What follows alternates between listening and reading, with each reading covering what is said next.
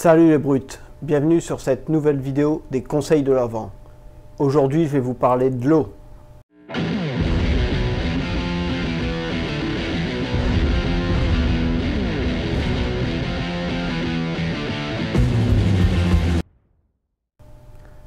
Alors l'eau, quelle eau boire? L'eau du robinet, l'eau en bouteille? Alors, j'ai mené ma petite enquête. Pour ce qui est de l'eau du robinet, aujourd'hui, il y a certaines études qui montrent la présence de résidus médicamenteux dans l'eau potable du robinet. En effet, quand nous consommons des médicaments, après avoir ingéré ces médicaments, le produit se retrouve dans nos selles et dans nos urines.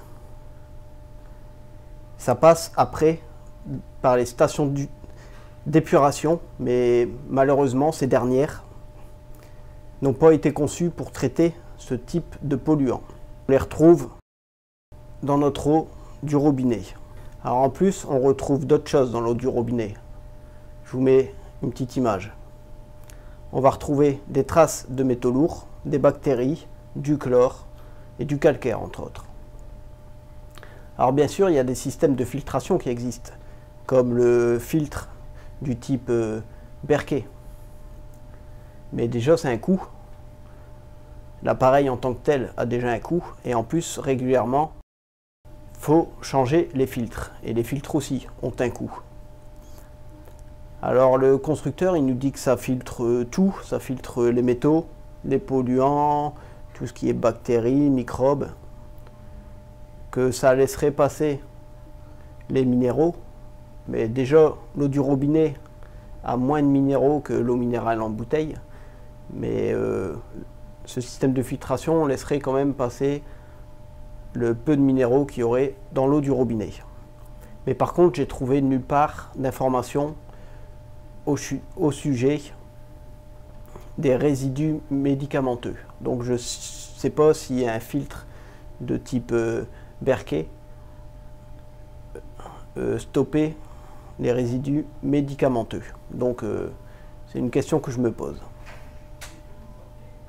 Alors personnellement, j'ai choisi l'option de l'eau en bouteille. Je suis conscient que ça fait beaucoup de déchets, que c'est polluant du coup, que dans les bouteilles en plastique il y a du bisphénol, des perturbateurs endocriniens, mais de mon point de vue, c'est la moins pire des solutions. Alors bien sûr, moi je consomme pas n'importe quelle eau, je consomme de l'eau minérale, parce qu'avec le sport, on a besoin de minéraux.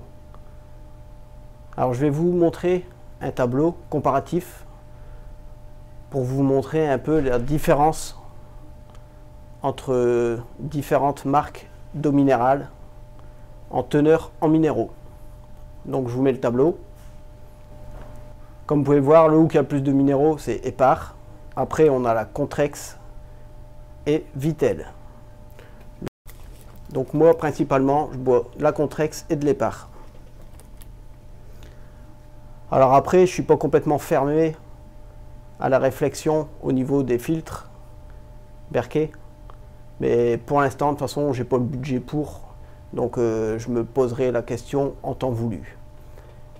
J'espère que cette petite vidéo vous servira. N'hésitez pas à la liker si c'est le cas. Et je vous dis à demain les brutes sur Sport Brutal.